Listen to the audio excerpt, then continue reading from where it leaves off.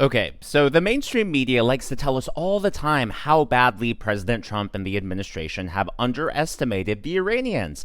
But the reality is that the Iranians are losing this war. And the best part is that CNN unintentionally just exposed how bad Iran is doing. This is a segment you absolutely cannot make up. Have them go dark and still deliver that oil to China. I mean, there's a physical blockade. They literally cannot do that right now. This is a physical blockade. They're not able to send their oil and the resources to China, and a vast majority of their oil exports were going via sea. To give you a sign of the desperate measures they're contemplating, the Wall Street Journal reported today that they're contemplating measures like suicide dolphins, dolphins equipped with mines to try to go after U.S. ships. So that's not a measure which projects real strength. Wait, I'm sorry. How would that even work? So this has been discussed in the past by the Iranian regime that, they want to strap bombs to dolphins. To dolphins with mines to go after U.S. ships. Now, that's a pretty crazy asymmetric tool, but this is some of the measures that are being reported right now. I mean, do you think that they could actually try? If they actually tried that, what would that say about their desperation? Well, this is something that they've thrown out in the past to show the various options they have at their disposal. But again, this is not a show of a country which is strong. You don't contemplate those kinds of measures when you're strong. 100%. The Democrats have been telling us over the last few weeks that we've underestimated the Iranian regime and that we, as Americans, should be afraid of how this war ends. But really, think about it. If Iran is actually considering using suicide dolphins, does that sound like a regime that's in a strong position? Does that sound like a regime that is confident in its abilities to fight us? I mean, if they actually use suicide dolphins, that reeks of desperation. That screams that they know that they have no other cards left to play. We've been told that they have all these drones. Well, why aren't they using the drones? Why aren't they using actual technology? We've been told that they have all these proxy groups. Why aren't they using those terrorist organizations? Whatever happened to the sleeper cells? I mean, supposedly, there was so much more left in Iran's arsenal, but they're not using it. Instead, we're being told now that they want to play Ratatouille at sea with these dolphins. If that's the case, again, it screams a regime that has no other options left, no other cards left to play. Now, this is actually not the first time Iran has talked about suicide dolphins. The BBC ran this article way back in 2000. Iran buys kamikaze dolphins. And look, if they had actually used these suicide dolphins in war, there would be news articles about it. If there were any successful strikes, I wouldn't be surprised if they actually did buy those dolphins and it turned out to be some sort of scam. Because, I mean, there are just so many things that can go wrong with that. Or even if the dolphins were somehow trained to identify what boats to go after. I mean, that was about 26 years ago. I get that dolphins can live a long time, but do they have a trainer that we don't know about in secret who's been training this new group of dolphins in some underground facility alongside their enriched uranium? Who knows?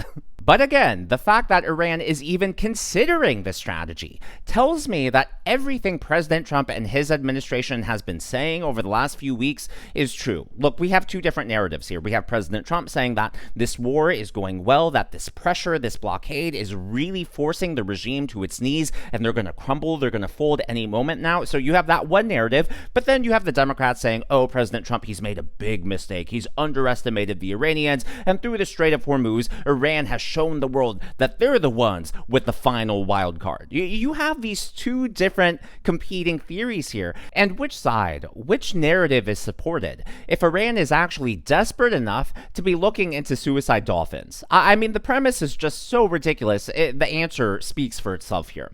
Now, it's not just the military options or lack thereof for Iran, it's also the economic pain that the regime is facing. So Scott Bessent actually appeared on Maria Bartiromo to explain how various Gulf states have turned on Iran and are cooperating with the United States to help us in this economic blockade. They really miscalculated when they started bombing their Gulf neighbors in a kinetic fashion, and in response, the Gulf neighbors, who I would describe as somewhat permissive in allowing Iranian IRGC money, Iranian regime money into their banking systems have been very fulsome and come forward and given us the details and allowed us to freeze those assets. So, the IRGC is watching their stolen assets for years, decades, for 47 years, get frozen and go down the drain very quickly. The UAE has decided that OPEC is not for them. Most monopolies eventually collapse under their own weight. And Maria, we could talk about it now or in a minute, but this gives me a lot of optimism that oil prices on the other side of this conflict are going to be much lower than they were going in or at the beginning of the year or at any point in 2020, 2025. So yeah, when you consider all the different levers that the United States has, whether it's economically or militarily, we clearly have more cards left to play. So I don't know what the Democrats are talking about when they say that Trump and the administration have somehow underestimated Iran and that they weren't prepared for this war. I think it's safe to say that that narrative is falling apart in real time. And despite the constant negativity from the Democrats, the constant negativity from the media, there's actually this brand new surprising poll from Harvard-Harris. So Harvard-Harris tends to be a more left-leaning poll. They released this last week, measuring April 23 through 26, so it's pretty recent here. And 3/4 of voters think the United States is winning the war in Iran right now. Yeah, that's right. 74% of people believe that we're winning, believe that President Trump is going to achieve his goals, achieve his objectives. I mean, that means that at least half of Democrats think things are going well right now. Despite the constant drumbeat from the left, from the media, they've got to be losing their minds right now at those numbers. So things are just not looking good for the Democrats in that regard right now. But it's not just the Democrats, right? We've seen a lot of people on the right, such as Tucker Carlson, Candace Owens, Megyn Kelly, turn against President Trump because of this war. Now, some of them, like Megyn Kelly, will say that, oh, I still support President Trump, I just hate this war. But the reality is their coverage has turned negative. And even despite all of that, 74% of people, that is a huge number. We are a very polarized, a very divided country. When was the last time you saw a poll that lopsided? So to me, that says the administration must be doing something right. Well, there is a strategy to all of this.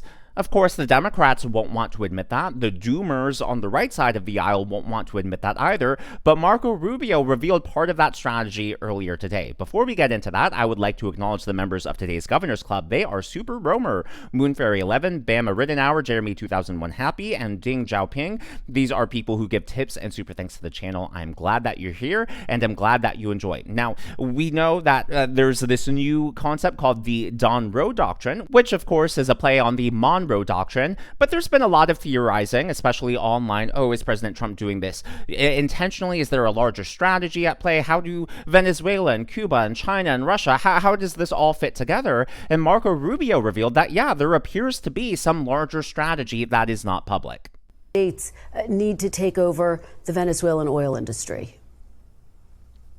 Well, we don't need to. First of all, let me go back up. We don't need Venezuela's oil. We have plenty of oil in the United States. What we're not going to allow is for the oil industry in Venezuela to be controlled by adversaries of the United States. You have to understand, why does China need their oil? Why does Russia need their oil? Why does Iran need their oil? They're not even in this continent. This is the Western Hemisphere. This is where we live. And we're not going to allow the Western Hemisphere to be a base of operation for adversaries, competitors, and rivals of the United States. Have specific oil companies. We also want to see that oil and the proceeds from it. Hold on. We want to see the oil proceeds of that country benefit the people of Venezuela. Why have 8 million people left Venezuela? 8 million, the single largest mass migration probably in modern history, left Venezuela since 2014 because all the wealth of that country was stolen to the benefit of Maduro and his cronies in the regime, but not to the benefit of people of Venezuela. You know how destabilizing 8 million migrants is? The number one fear that Brazil has, that Colombia has, that all these countries in the region have about what's happening in Venezuela and our involvement is they're afraid of another mass migration event.